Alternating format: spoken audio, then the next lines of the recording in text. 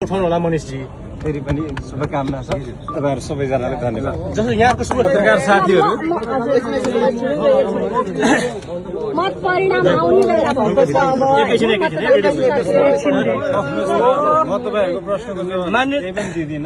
क्यानमा scan अनि जित्ने मौका पाउनुहोस् गोल्डन बल। म केही अभिव्यक्ति दिन्छु र त्यसपछि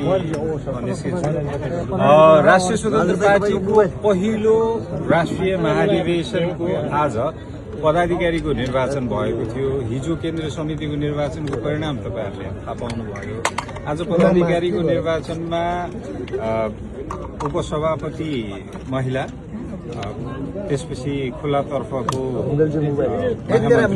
लगायत पदको लागि निर्वाचन भएको थियो। हामी हिजो उम्मेदवारी दिने क्रममा 10 जना थियौं, आज 5 जनामा हामी महामन्त्रीमा खुम्चिएको थियौं।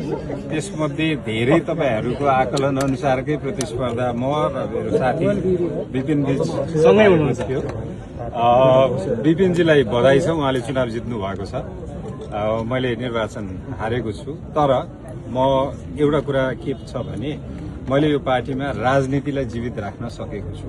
किनभने लोकतन्त्रमा निर्वाचन महत्वपूर्ण हुन्छ, त्यसको आधारभूत सिद्धान्त हो। यो पार्टीमा अरू पुरानो असफल पार्टी जस्तै टिके प्रथा र गुट प्रथा नहोस् भनेर मेरो यो प्रयास थियो। त्यसैले मतको संख्यागत रूपमा तपाईहरुले केही बेरमा थाहा पाइ नै हाल्नुहुन्छ। मैले निर्वाचन पराजित गरे पनि तपाईहरु सबैको साथ, सहयोग, सद्भाव, आशीर्वादप्रति कृतज्ञता र आभार राख्छु र म खुसी छु कि यो पार्टीमा लोकतन्त्र जीवित राख्नको लागि म सफल भएको छु। सहमतिहरू राजनीतिमा हुन्छ, सहमति धेरै नै सुन्दर हुन्छ, तर आवश्यक प्रक्रिया पनि हुन्छ। राजनीतिमा प्रक्रिया भएको छ, प्रक्रियागत रूपमा परिणामहरू आउँदैछन्।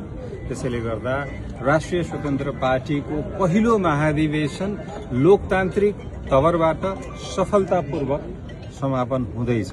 यसप्रति केही व्यवस्थापकीय कमजोरी भयो, 3 दिनको सट्टा 7 दिन भयो, तर प्रक्रिया राम्रो भयो, सुन्दर भयो र यो लोकतन्त्रमा मेरो मित्र, मेरो सहयात्री, सहकर्मी विपिन आचार्य जुन महामन्त्री र ऐतिहासिक रूपमा राष्ट्रिय स्वतन्त्र पार्टीको पहिलो निर्वाचित महामन्त्रीको रूपमा उहाँ निर्वाचित हुनुभएको छ। उहाँलाई सफल कार्यकालको शुभकामना दिन चाहन्छु र यससाथै म तपाईहरुको बीचबाट प्रवक्ताको रूपमा पनि अब भूमिकामा रहने छैन। तपाईहरुले मभन्दा राम्रो कोही प्रवक्ता पाउनुहुनेछ नेतृत्व तर्फबाट र म मेरो केन्द्रीय समिति साथै संसदीय भूमिकालाई निरन्तरता दिनेछु र निर्वाचित सबै सदस्यहरूलाई एकजना राजनीतिज्ञ र रासोपा कर्मी, घण्टी कर्मीको रूपमा उहाँहरूको असिस्टेन्टको रूपमा काम गरिरहनेछु।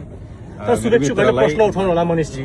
फेरि पनि शुभकामना छ तपाईहरु सबैजनालाई धन्यवाद। जस्तो यहाँको सुरक्षा गर्ने के प्रश्न उठाउनु होला महामन्त्री जो तपाई त पहिलो निर्वाचित